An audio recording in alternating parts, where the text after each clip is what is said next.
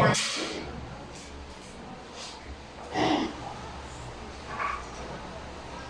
Classmates, are you ready to pray? Yes, we are. Mga klase, na ba kayong manalangin? Opo. Angel of God, Darling dear, Lord God's love completes me here. Every day be at my side to light and guard your holy guide. Amen. Okay, ngayong mga bata, bago tayo magsimula sa ating panibagong aralin ngayong araw, magkakaroon tayo ng ehersisyo. Gusto niyo bang sumayaw? Yes! Okay, maaari ba na pumagitna kayo dito at gayahin niyo lamang ang nasa video.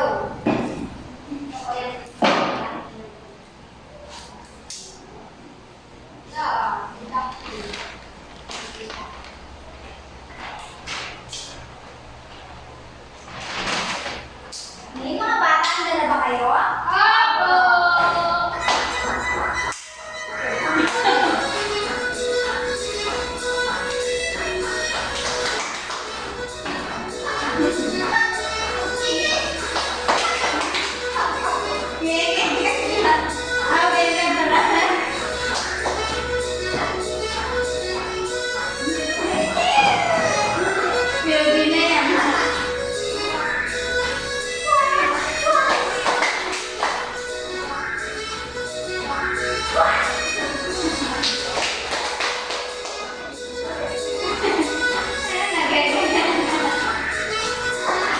Okay, mahusay.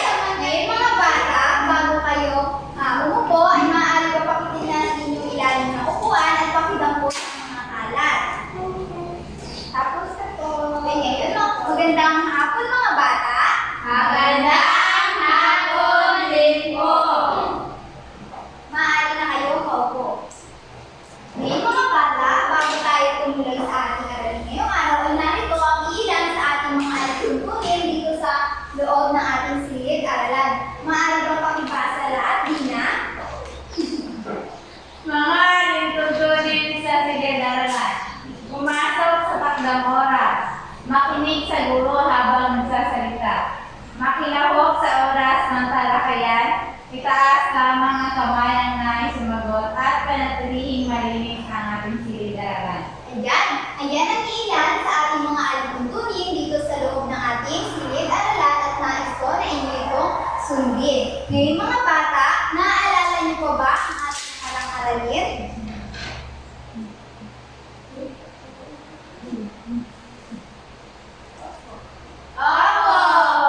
Okay, ngayon mga bata, upang subukin ang inyong kaalaman, natatandaan ko ba ang ating nakaraang aralin ay magkakaroon tayo ng isang gawain.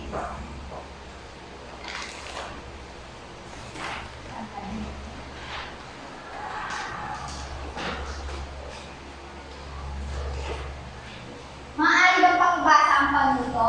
Bilugan ang tama sa base sa bawat larawan na pinapakita. Teacher! Okay, Dina, Rhea, Dina, maaari ba kami pumunta dito sa talasitan? Class. Yes.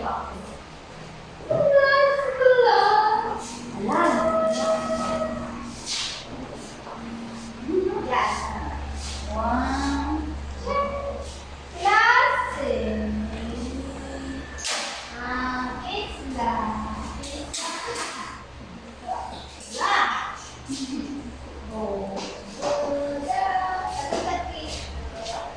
Ayan, mahusay. Ngayon ay ating iwawasto ang inyong mga kasagutan. Base sa larawan na ito, ano kaya ito? Libro! Tama ba na ang mahusay ng libro ay ito? Mahusay, tama. Sa pangalawang bilang, ano ito? Uyog, tama ba ang naisagot? Mahusay. Sa pangatlong larawan? Tama ba ang kasagutan? Mahusay. At sa pang-apat na bilang? Tama. At sa Sara, mahusay. Talagang hindi pang naaalala ang ating nakaraang aralin. Ngayon mga bata, ay mayroon akong ipapakita larawan.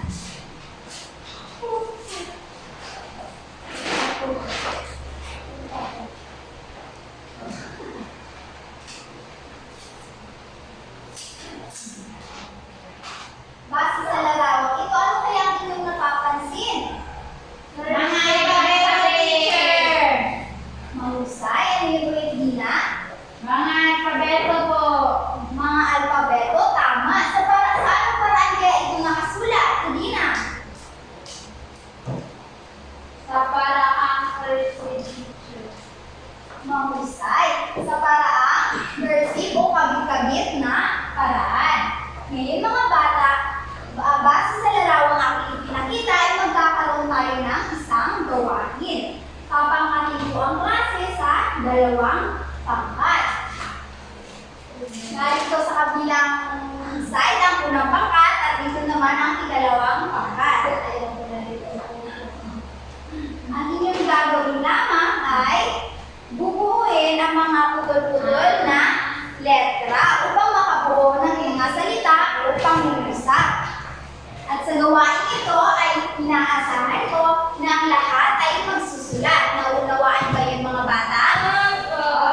Bibigyan ko lamang kayo ng 5 minuto upang gawin ang ganyan. Maaari na kayong magsimula.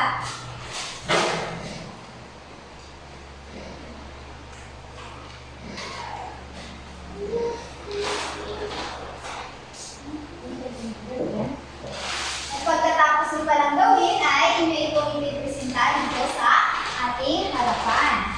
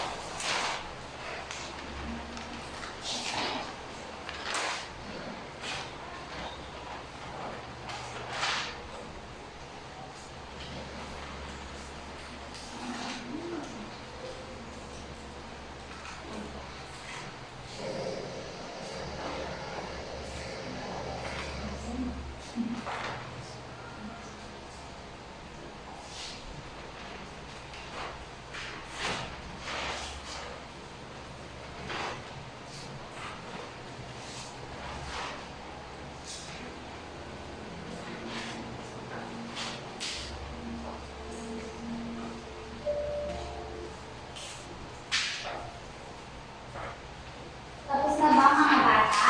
Kung gayon, maaari ba natin tumayan ang ating presentasyon ng unang pangkat?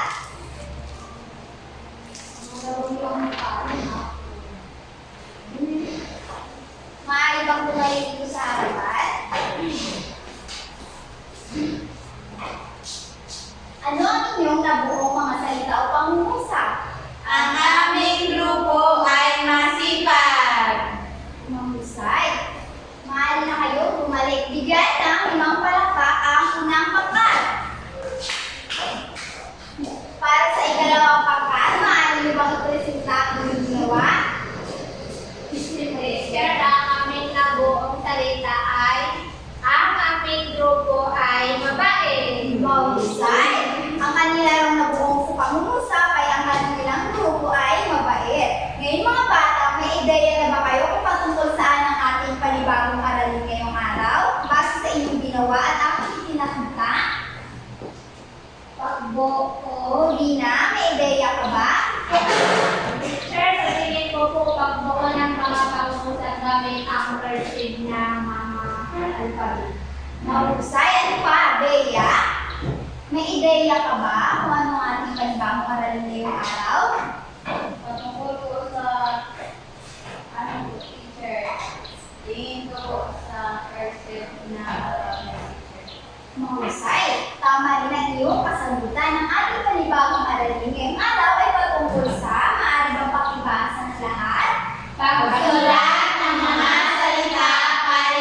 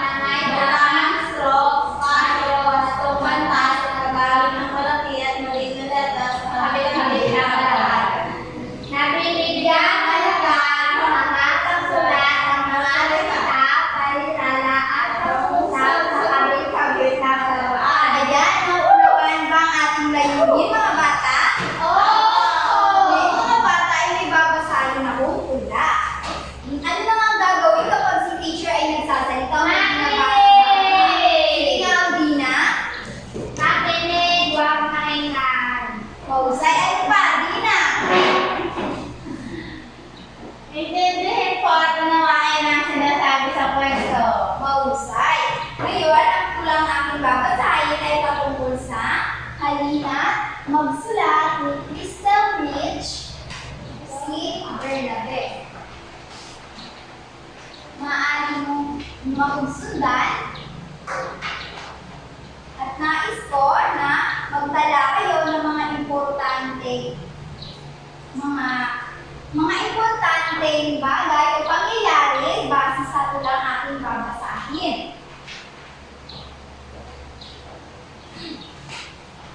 Dahil mamaya ay mayroon akong mga katanungan. Sumapit na naman ang hapunan at sama-sama kami lahat sa tahanan. Si ate at nanay sa pagsulat ako ay tutulungan. Biniliyo ni Ma'am bago umalis ng silid-aralan. Lahat daw ng bagay ay napag-aaralan upang makasulatin namin ay madaling maintindihan. Lapis ay hawakan, magsulat mula pakaliwa pa kanan. Tamang espasyo ay tingnan, malaking letra sa unahan. At tamang bantas naman sa unahan. Ito ay aking tatandaan upang matuto sa pagsulat ng may kahusayan. Ang pagsulat ay uulit-ulitin, ito ay napagsasanayan din. Maayos at malinis na sulatin, ito ay madaling intindihin. Kaaya-aya sa paningin, ang mga pamantayan ay aralin para sa ikagandaan ng ating sulatin. Nauunawaan ba yun mga bata? Oo! Kung talagang nang nakinig ang lahat at naunawaan ang tulang aking binasa, ay mayroon akong mga katanungan.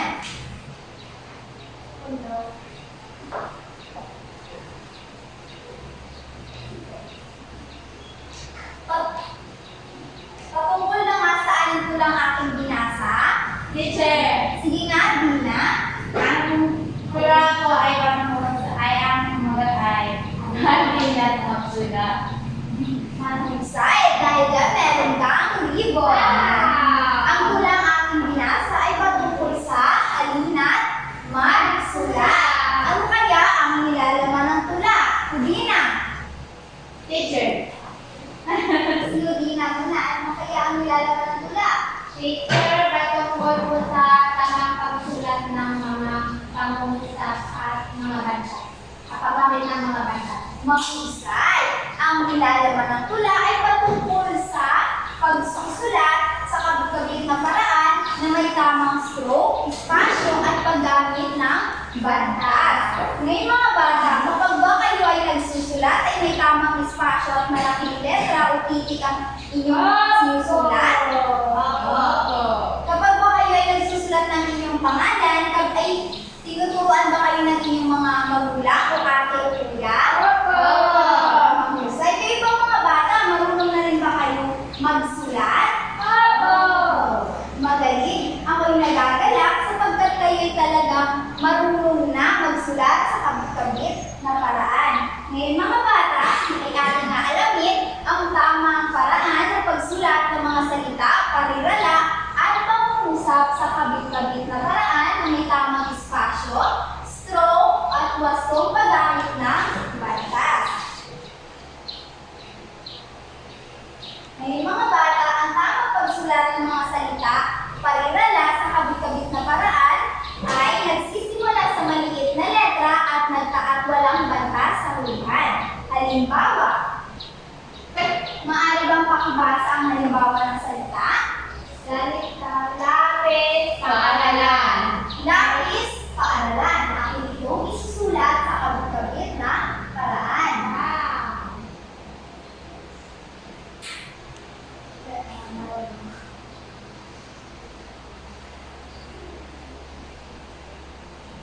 Lapis at Paaralan.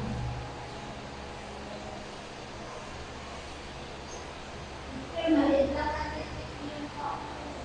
Ay, maliit pala lang ang titik. Sorry na pala.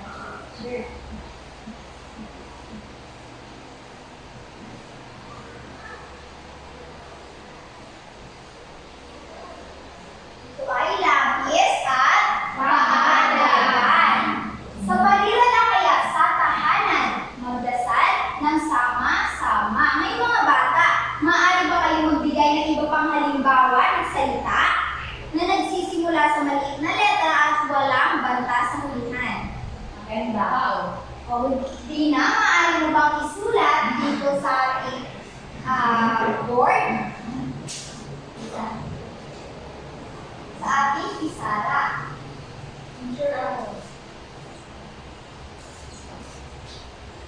Ayo.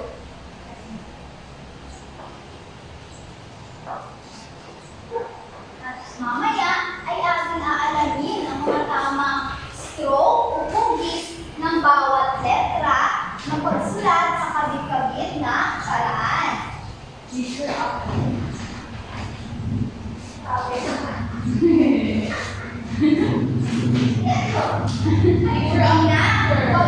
Pagtatawanan kung ang kaklase natin ay nagsusulat kung sasagot sa harapan. Nawinawaan ba?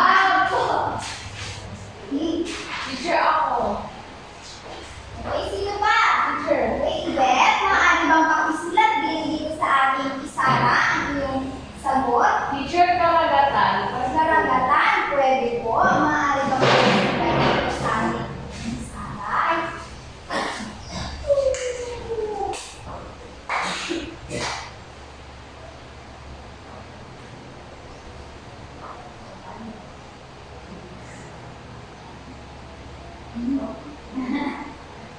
Karagatan, tama. Ano pa? Ito mga halimbawa, Bea.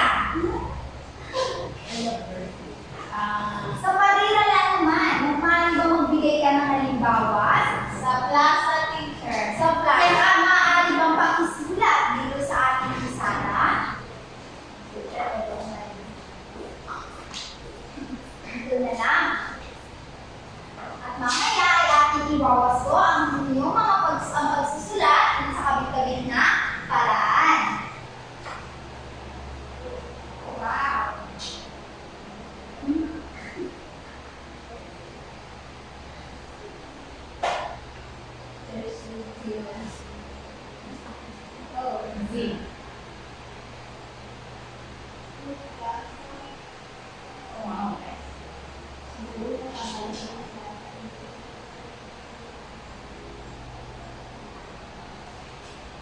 Mahusay sa plaza.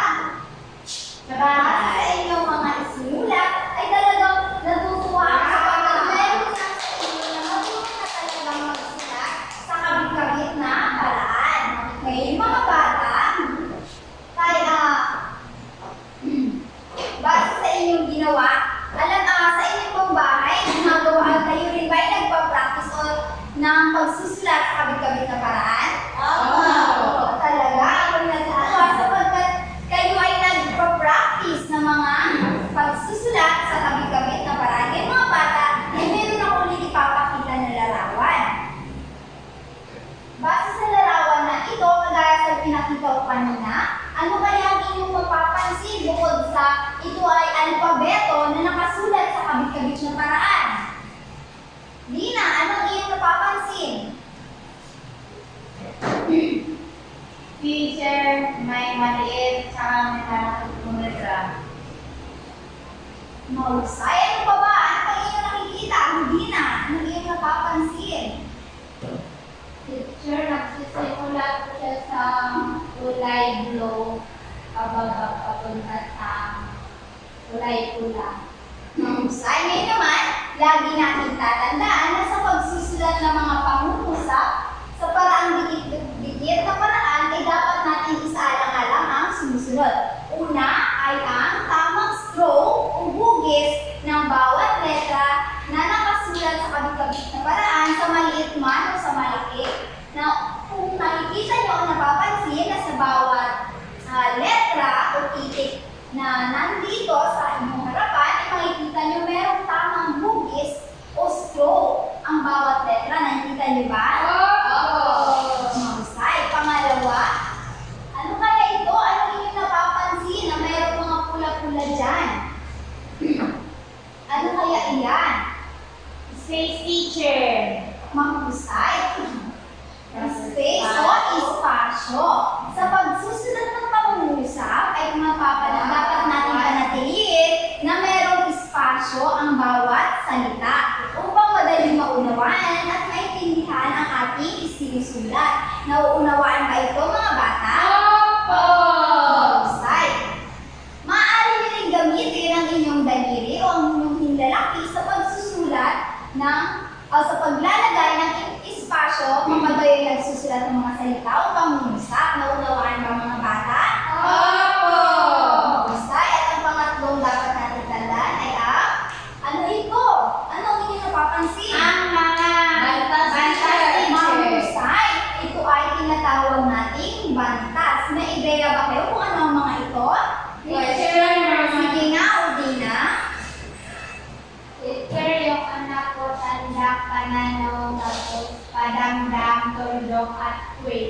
Mahusay. May ideya ba kayo kung saan ito ginagamit? Bea? Sa ano, teacher? Sa tandang pananong, kailan ito ginagamit? Kapag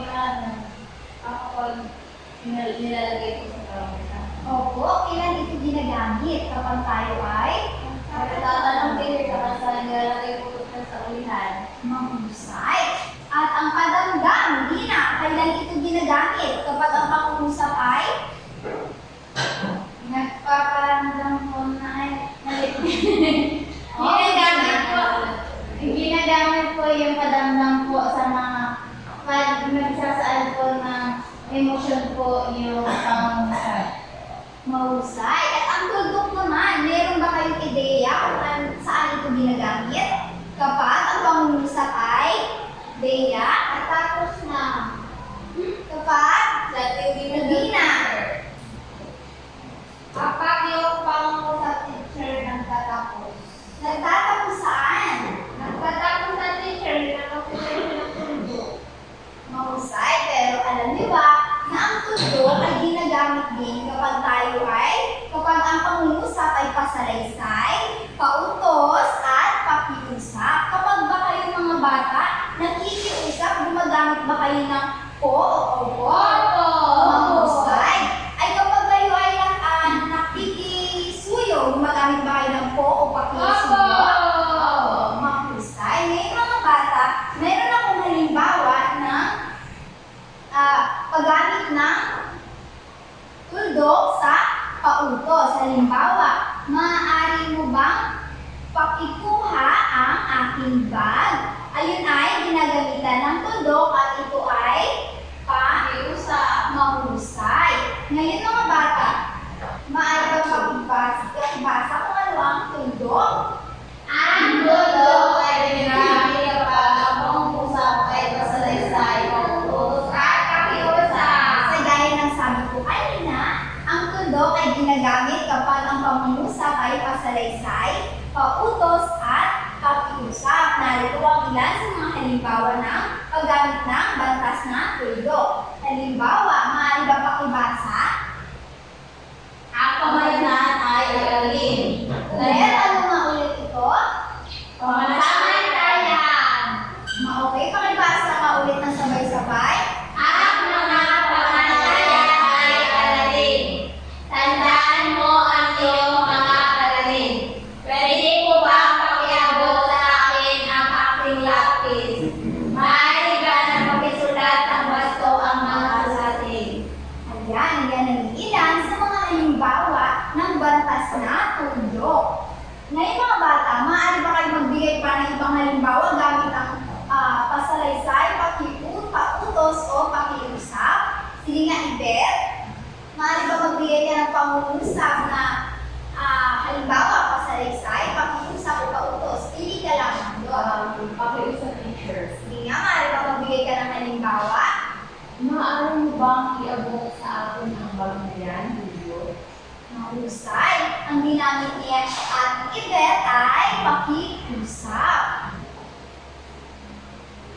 May mga bata sa tandang panahon naman, ano kaya ito? Maaari bang pakibasa? Ito ay ginagamit kapag tayo ay tinatanong o nagtatanong. Mahusay. Salamat. Gaya ng sabi ni Bea kanina, ito ay ginagamit kapag tayo ay may tinatanong o nagtatanong. Halimbawa,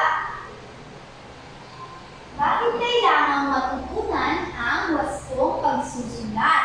Bakit kaya sa tingin ninyo kailangan na matutunan ang wastong pagsusulat o mga paraan ng pagsusulat sa pamamagitan ng kabit-kabit na paraan?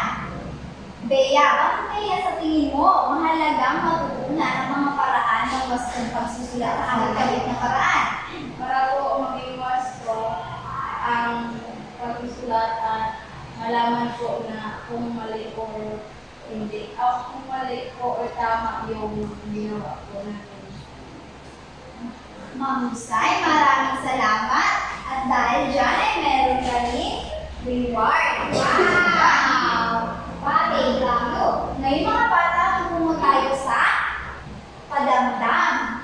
Maaari bang pakibasa kung ano ang padamdam? Kapag ang pangungusap ay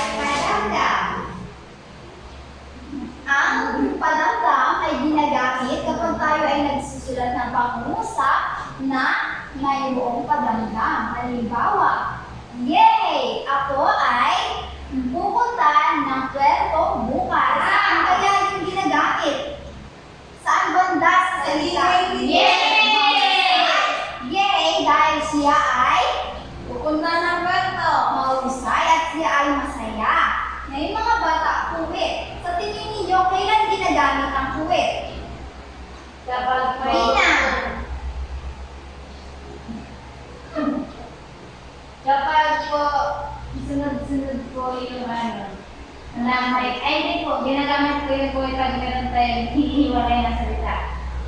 Mahusay, gumagamit ng kuwit upang mapaghiwalay ang mga salita, parirala at sugnay na sunod-sunod. Halimbawa, ang sulat ni Sita ay malinis, maayos at maaya-aya sa paningin. Kapag tatlong salita ang o parirala ang ginamit at magkakaroon ito ay ginagamitan natin ito ng kuwit. Maaari ba kayo magbigay pa ng ibang pangungusap na ginagamitan ng kuwit? Sige nga, Kudina.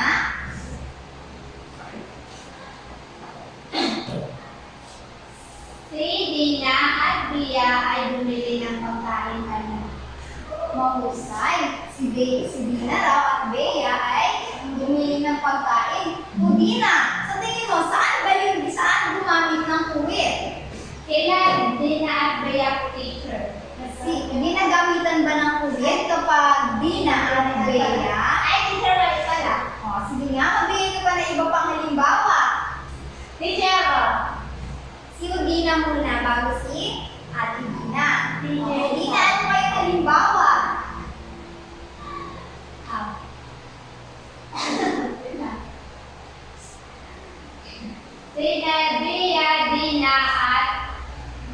Bea, Dina at Chiron ay gumawa ng research. Mahusay, si Dina, Bea, at Chiron raw ay gumawa ng research at ang pangungusap na iyon ay ginagamitan ng Kuwit. Ngayong mga bata, lagi natin tandaan na sa pagsusulat ng pangungusap ay alin ang dapat sundin? Dapat May bantas, teacher. May bantas. Ano pa? Paggamit ng stroke or pagsusulat na may tamang stroke, umugis. At ano pa? May spasyo. Espasyo, mahusay. Ngayon mga bata, meron pa ba kayong mga katanungan o nais na maunawaan? Wala na po. Kung ngayon ay magkakaroon tayo ng activity. Maaari bang pakibasa ang panuto? Bilalanin ang mga nasa larawan. Piliin sa loob ng kahon kung ano ang ngalan ng nasa bawat larawan at isulat ang iyong sasadang papel sa kabit-kabit sa parahan. Sa kabit-kabit na? Para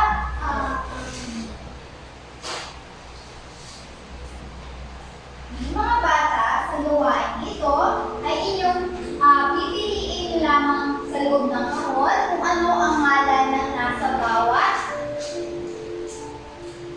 larawan.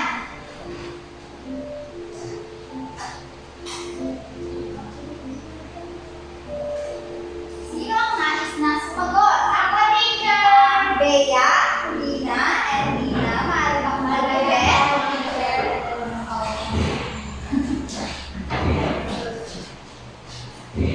Base sa larawan, ano kaya ito? Maaari ba na pakisulat ang inyong sagot?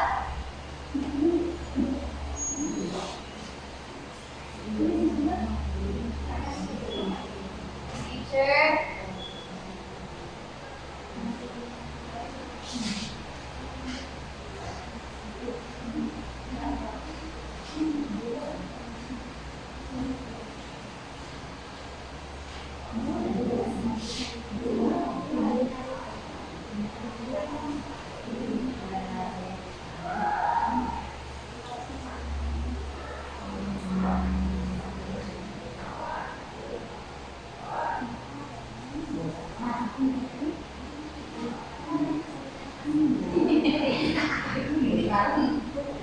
Hindi na lang gawin mo.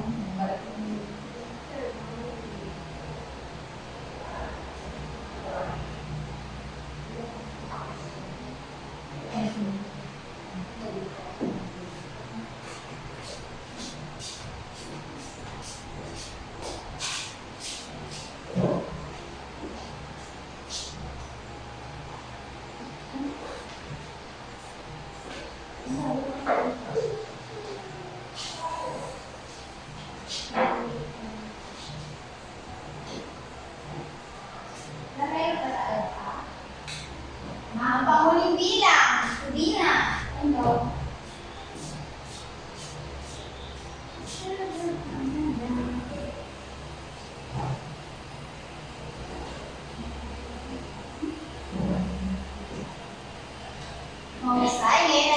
iwawasto ang inyong kasagutan. Base sa larawan, ano kaya ito? Aso! Aso. Tingnan natin kung tama ang ginawa ni Bea. Aso, tama. Ang letra at ang kanyang isinula ay tama. Ito ay merong buntot o tamang straw.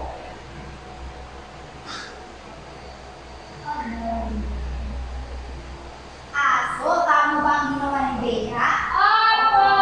Mahusay. Pangalawa, Pinya. Pinya. Tama ba ang ginawa ni Gina? Yes! Mahusay. Tama ang kanyang ginawa dahil meron itong tamang stroke o hugis na pagsusulat. Pangatlong bilang. Mali! Ito ay walang tamang stroke o hugis.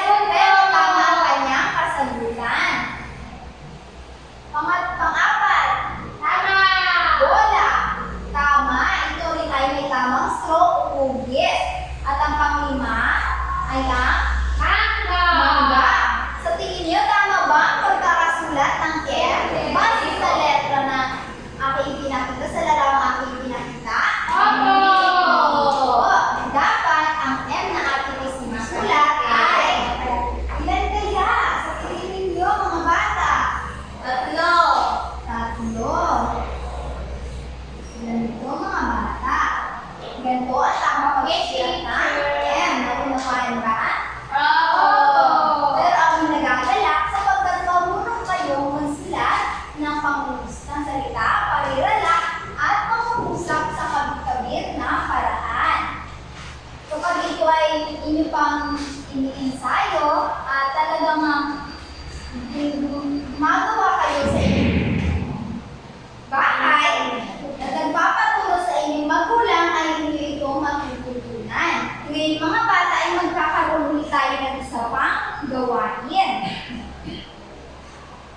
Maaari ba pakibasa ang panunod? Pagmasdan na buti ang mga nasa larawan. Ililin sa loob ng kahon ng sagot at isigaw ito sa kabit-kabit na paraan. Ngayon mga bata, gaya ng inyong ginawa, ay titingnan nyo ang nasa bawat larawan at isusulat kung ano ang mga ipinapakita dito.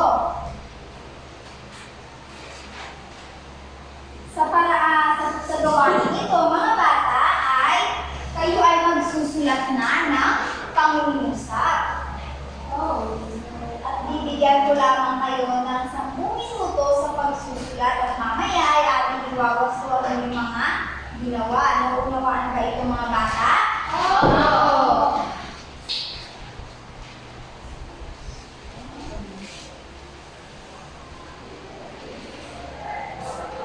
Meron ako dito ibibigay na halimbawa na inyong susundan sa pagsusulat ng pangungusap.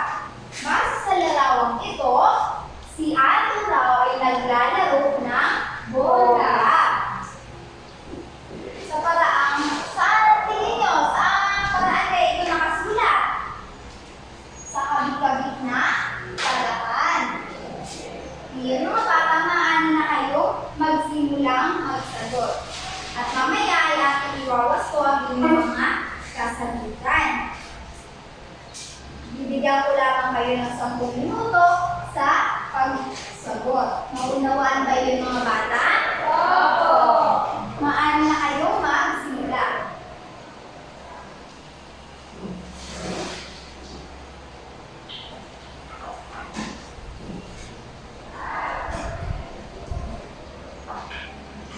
Tapos na ba mga bata? Opo! Kung gayon, sino ang nais na sumagot sa unang bilang? Bea!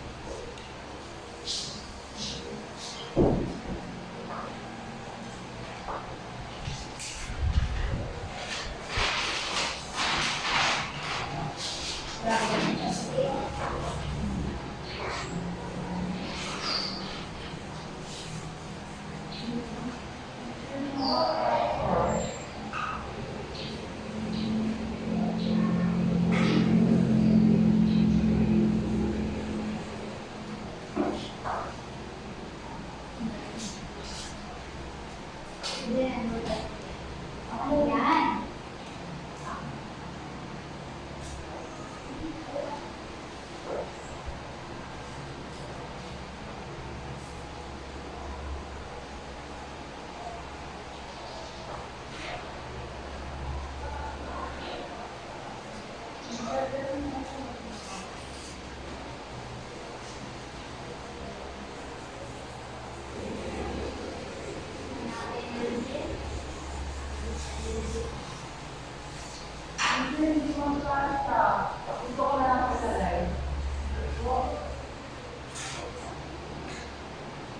Yan, ngayon ay ating iwawasto ang inyong mga kasagutan. Base sa larawan, nagtuturo ang guro. Tama kaya ang sagot ni Bea?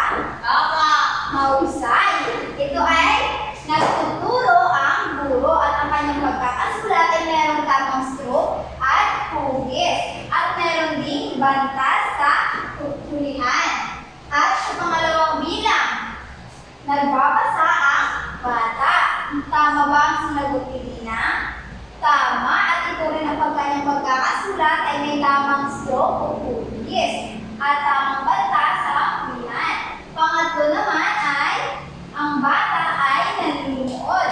Tama ang pagkakasulat ni Dina. At ang pang-apat, si Lisa ay nagsusulat. Mahusay. Panglima, nagdarasal ang mag-anak ng sama-sama. Tama. Sino ang nakakuha ng 5 puntos? Ako'y nagagalak sapagkat talagang yung nakaunawaan ang ating aralin ngayong araw. May mga bata, kung talagang alam na ninyo ang ating aralin ngayong hapon, ay meron ako rito maliwanag cabinet. Sa loob ng cabinet ay merong mga katanungan. Ang inyo lamang gagawin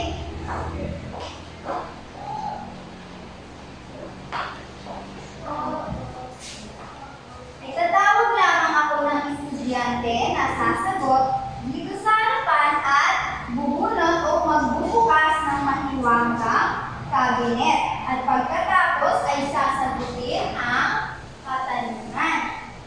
Nauunawaan ba ito mga bata? Opo.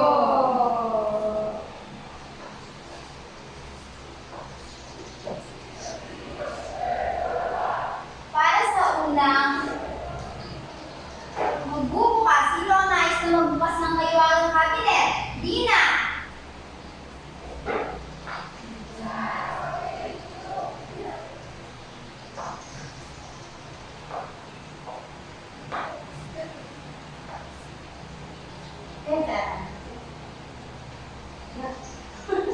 Kunin mo ang nasa loob at basahin ito at sagutin dito sa ating harapan. Bakit mahalaga ang pag-aral at ang tamang pagsusulat ng mga salita, pahayag, at pangungusap sa palit-palit nito? Teacher, mahalaga po itong pag-aralan. Mahalaga pong pag-aralan yung mga tamang pagsulat ng mga salita at parirala at pangungusap sa palit-palit na paraan dahil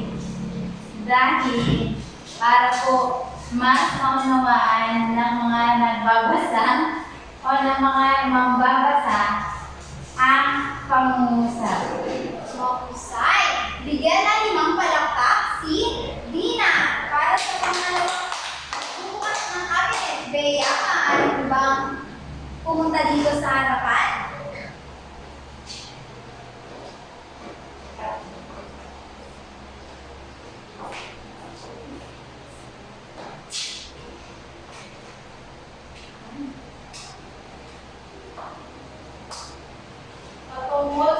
ng ating talakayin ngayong araw.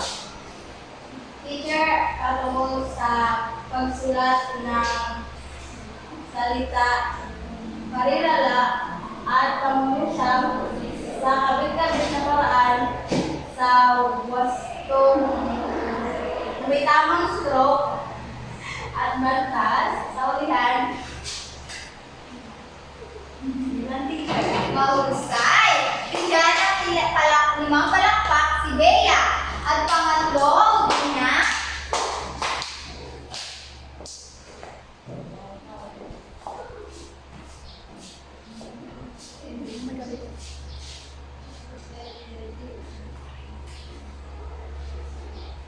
Anong bantas ang ginagamit sa pangungusap?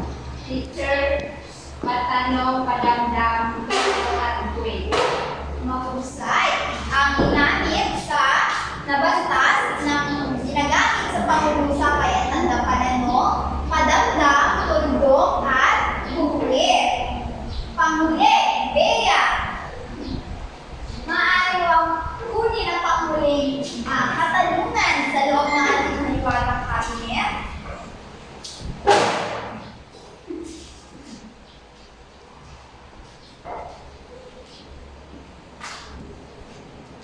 Ano ang mga dapat tandaan sa pagsulat ng mga salita, parirala, at pag-usap sa kabit-kabit na paraan? Ano-ano ito? Gaya ng sinabi ko kanina o ating pinalakay kanina. Ano, teacher? Tamang stroke, wastong bantas, tsaka po kabit-kabit na paraan. Ano ba? May ano po, teacher? Dapat may spasyo, teacher. Mahusay. Ang ating dapat tandaan sa pagsulat ng mga salita, parirala at pag-uusap sa kabit-kabit na paraan ay ang sumusunod. Una ay ang tamang stroke o hugis ng bawat letra, maliit man o malaki ang pagkakasulat. At pangalawa ay ang pagpapanatili ng espasyo o sa pagsulat ng pangungusap upang madaling maunawaan at naintindihan ng ating isinusulat. At ang pangatlo ay ang mga bantas.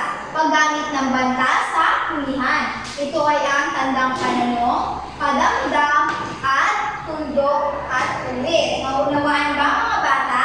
Opo! Kung gayon, mayroon ulit akong mga may katanungan. Ang inyo lamang gagawin ay sasagutin upunan ang blanco na kasunod ng bawat pangungusap. Kung ano ang inyong mga natutunan sa araw na ito. Tatawag ako ng isang estudyante na sasagot at pagkatapos ay siya namang tatawag ng isa pang kaklase na sasagot kung ano ang kanyang natutunan sa ating klase ngayong araw. Okay. Sa unang pangalan na aking nabunot ay si Dina. Dina, maaari ka bang tumayo at sagutin ang sumusunod? Ang aking natutunan ay ang wastong pagsulat sa pagsulat ng mga salita o parirala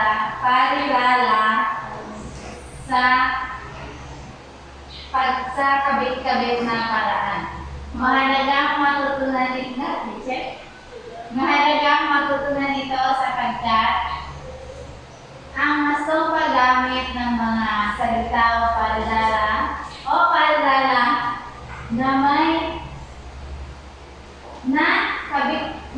sa kabit-kabit na paraan ay makatulong sa atin upang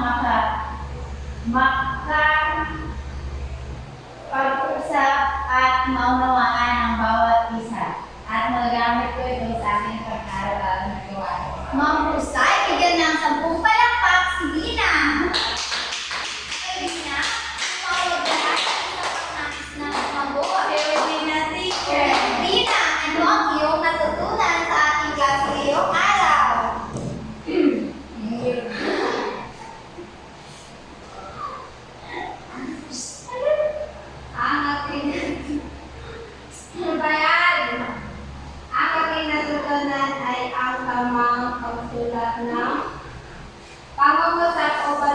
kabit-kabit na para. Nakalaan. Mahalagang pagkatunan nito sapagkat ito ay sapagkat naikatama natin ang ating mga mali at magagamit dito sa ating mga araw-araw na gawa. Mahusay, ako'y nagagalak dahil talagang nangangin yun ang nauunawaan ng ating aralin kayo. Hapon, ngayon mga bata, upang subukin ang inyong kaalaman, patungkol sa ating tinalakay ngayong araw ay magkakaroon tayo ng pagsusulit.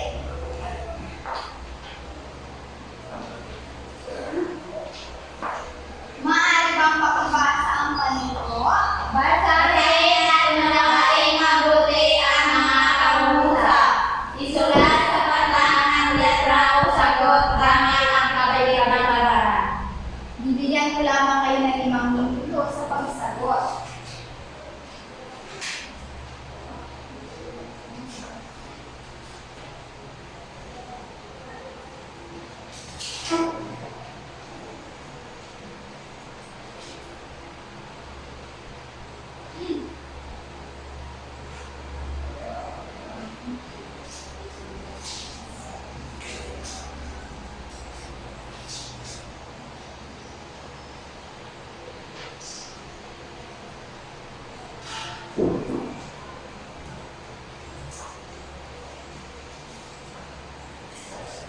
Tapos na ba mga bata? Opo. Sino ang nais sumagot sa unang bilang? Rubina. Ito ay nagsisimula sa malaking letra at nagtatapos sa tuloy. Teacher, pakamusta po letter A. Mahusay. Pangalawang bilang. Bea. Ito ay ginagamit upang mapaghiwalay ang mga salita, parilala at sinay na sumusunod. Okay, teacher. Mahusay. Pangatlo, Dina. Oh. Anong batas ang ginagamit sa pagtanong na pangusap?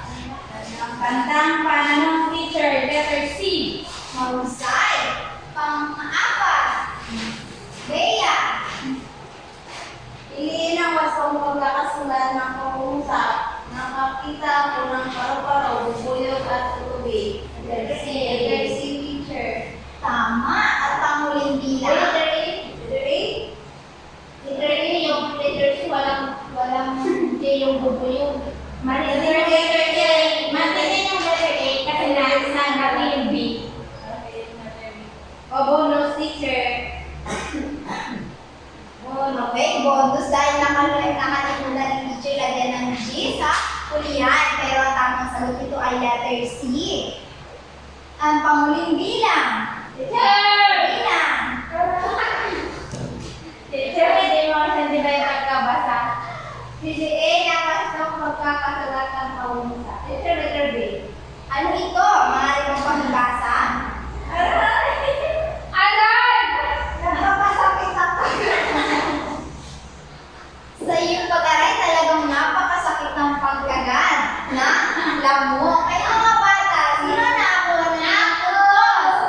Mahusay. At dahil nakakuha kayo ng 5 putos, ay palakpakan ang inyong mga sarili. Ngayon mga bata, bago tayo magtapos sa ating klase, ay maaari ba pagsulat ang kitab ng aralin?